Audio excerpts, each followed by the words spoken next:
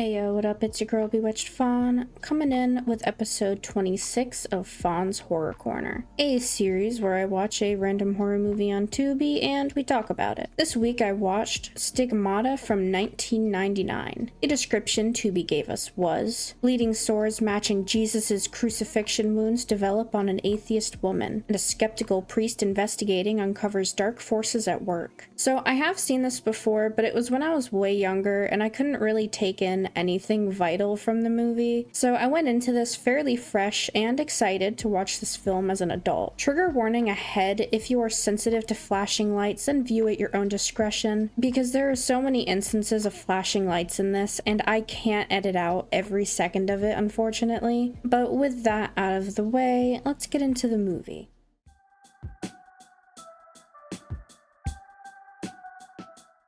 We begin with a bunch of people worshipping what could be a miracle. Father Andrew arrives to investigate it. This guy is dead, and this statue is crying blood. Didn't South Park make fun of this? Some strange happenings occur, and we learn that the statue started crying after the priest died. Andrew takes a sample of the blood and snaps a pic for the gram. This blonde lady is buying that dead priest's rosary, and we get the title card. And a sick fucking intro with a banger of a song. We meet our main character, Frankie. She's getting a call from her mom. It's a bunch of small talk. The keynotes are that her mom sent her a package from Rio. Some cute trinkets, but a particular rosary from her travels. Andrew has arrived at the Vatican, and we're going over the statue pictures from earlier. Andrew says that the tears are warm, and lab results say it's human blood. The statue is no fake, and there's no scientific explanation. Father Houseman doesn't like that. He sent Andrew there for an easily explainable water stain, not the bleeding statue. Whatever. Case closed. The stain is debunked. Andrew wants to go back to Belquinto to investigate the statue more. He didn't remove it since it's become so pivotal for the community. The Houseman doesn't like that shit.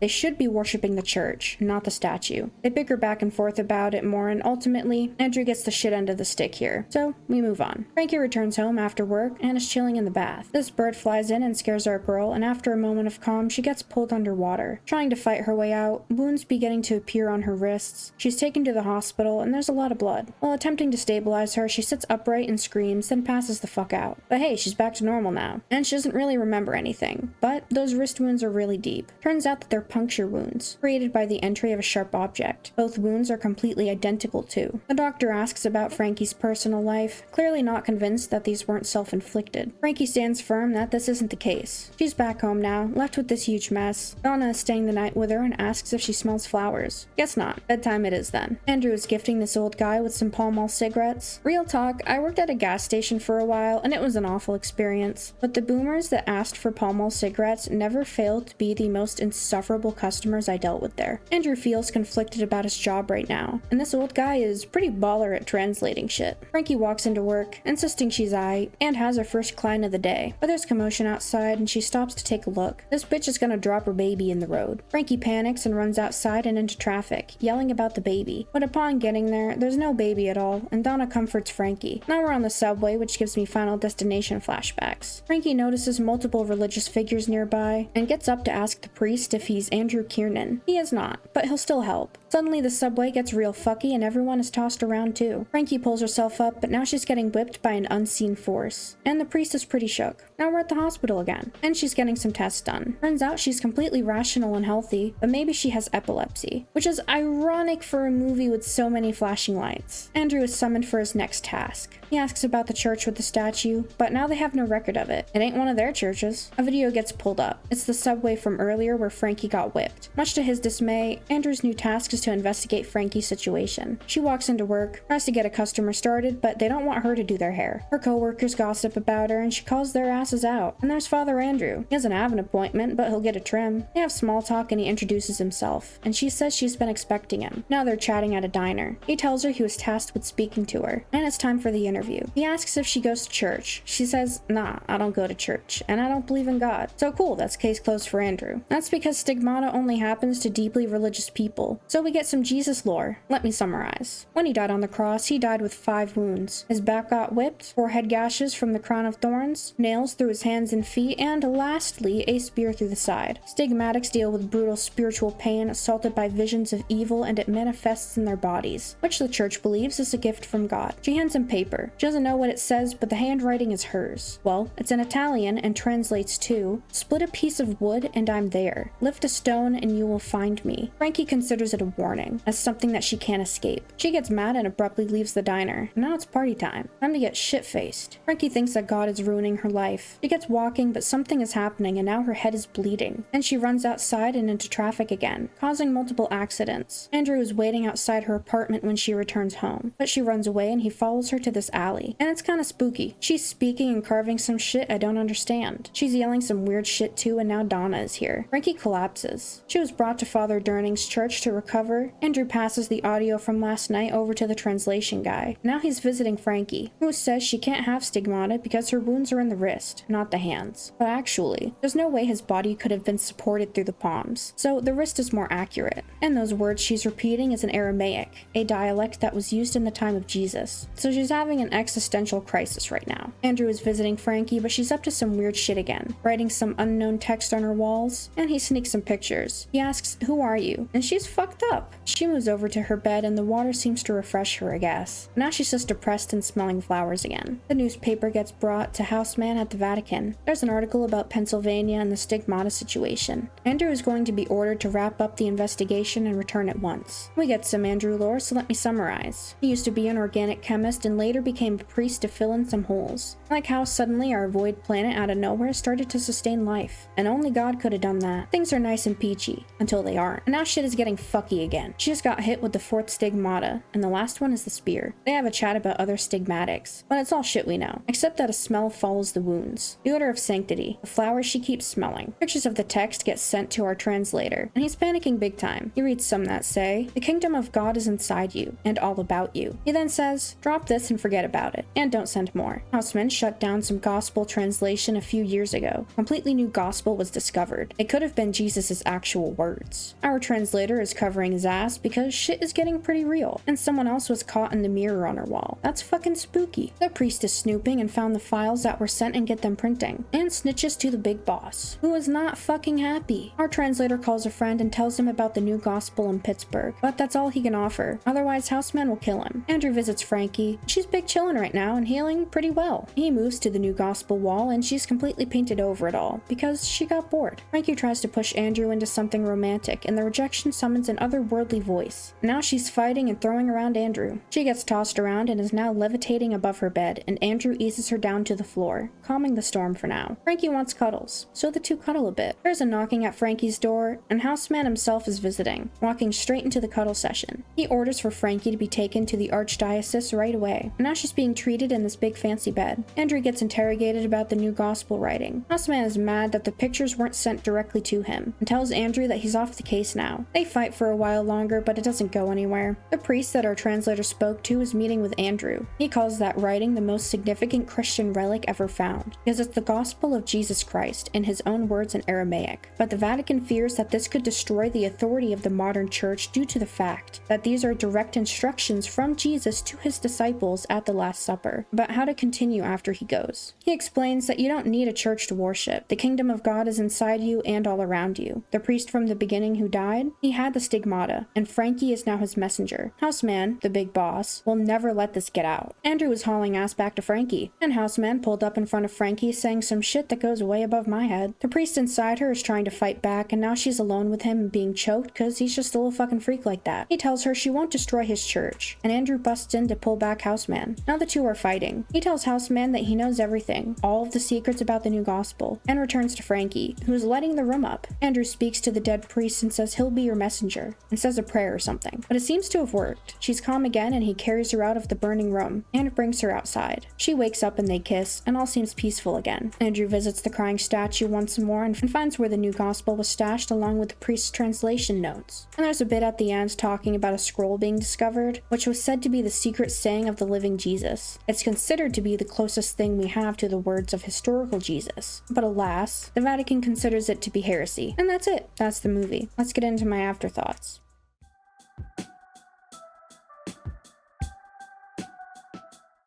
So, if you can't tell, I am not super knowledgeable in anything religious, but despite that, this was still pretty fucking cool, and a very original concept for a movie. And the balls to make a movie coming after the Vatican is pretty badass in my opinion. Let's get into my talking points. What did you think of the story? I was pretty mind blown, honestly. Some of it felt like information overload, but that's probably just because I don't know a ton about Jesus lore, honestly. But all around, this is such a distinctly unique premise for a movie, and I think it was done very well. They leave all of the breadcrumbs there for you to try to piece it together, and I was genuinely so invested watching it. My one complaint might be that they try to push this pregnancy thing onto Frankie at the beginning. They make it feel kind of pivotal. So when she was deemed not pregnant and the topic was just completely dropped into oblivion, I was a little confused, but that's pretty minor, all things considered, as well as the gradual revelation that the Vatican was up to some shady shit was cool as fuck. Because I'm not really sure what I expected from the start of this, but the Vatican being up to some shady shit wasn't really what I expected. What did you think of the ending? I thought it was pretty satisfying. While I admittedly couldn't care too much about the romance between Andrew and Frankie, it was still a bit sweet to have. It was nice seeing the new gospel get recovered, and seeing Houseman get humbled in the end was the icing on the cake. It was a pleasant surprise of an ending from a movie that I didn't really have any expectations for. Overall thoughts? I thought the story and ending were pretty good all around, while I could critique some parts in this for dragging a bit, or having some like kinda cheesy effects. Ultimately, the parts that dragged weren't really that bad, and usually in this movie there was always something interesting going on, so it still kept my attention. And the cheesy effects can also be shrugged off as this movie came out in 1999.